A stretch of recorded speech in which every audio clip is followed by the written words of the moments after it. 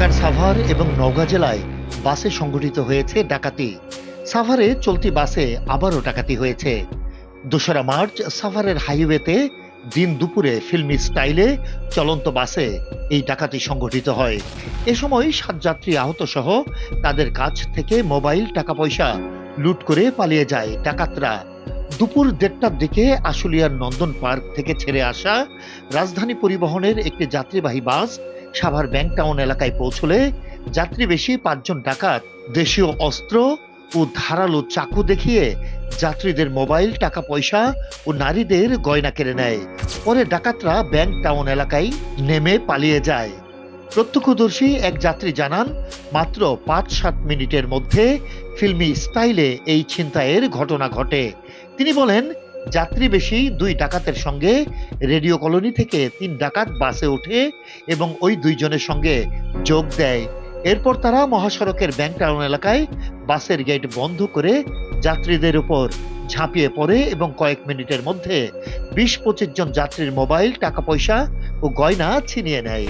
তিনি বলেন, কয়েকজন যাত্রী হেমায়েতপুরে বাসটি দাঁড়াতে বললেও বাস চালক বাস না থামিয়ে ঢাকার গুলিস্তানের দিকে চলে যায়। পরে তিনি ঢাকায় নেমে বাসের নম্বরটি নোট করেন এবং একটি ট্রাফিক কন্ট্রোল রুমে বসে 999-এ ফোন করে ডাকাতির বিষয়টি জানান।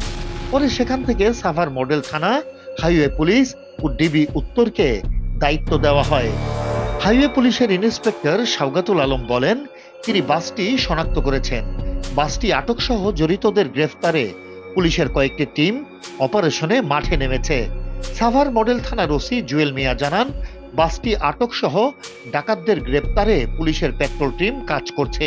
এ ঘটনায় ধস্তাধস্তিতে ৭ জন আহত হয়েছেন বলে জানা গেছে।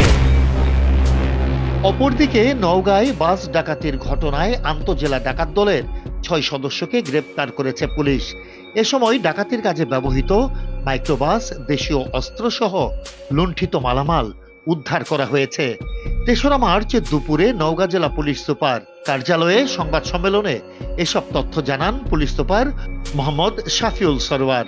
গ্রেপ্তার ব্যক্তিরা হলেন জয়পুরহাটের শামীম ইসলাম সদুল, রঞ্জিত চন্দ্র বর্মন, আব্দুল লতিফ ওরফে নাইম, গাইবান্ধার শাহরুল ইসলাম, শহীদুল ইসলাম, বগুড়ার শাহাদাত হোসেন। সংবাদ সম্মেলনে পুলিশ সুপার শাফিউল সরওয়ার বলেন, গত ২২শে ফেব্রুয়ারি রাতে নওগাঁর পত্নীতলায় একটি বিআরটিসি বাসে ডাকাতির ঘটনা ঘটে। ওই ঘটনায় পুলিশের একাধিক টিম মাঠে নামে এবং তদন্ত শুরু করে।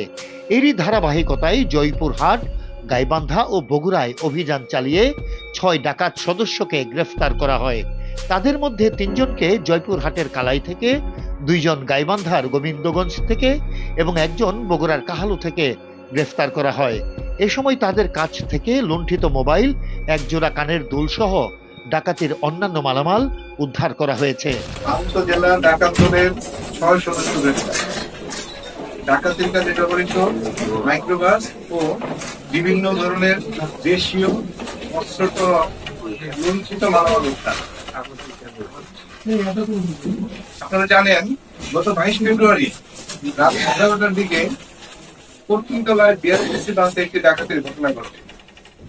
এই ঘটনার পর থেকেই আমার টিম দিনরাত পরিশ্রম করে ডাকাতদের গ্রেফতারের জন্য চেষ্টা চালিয়ে যাচ্ছিল এবং অভিযান অব্যাহত ছিল।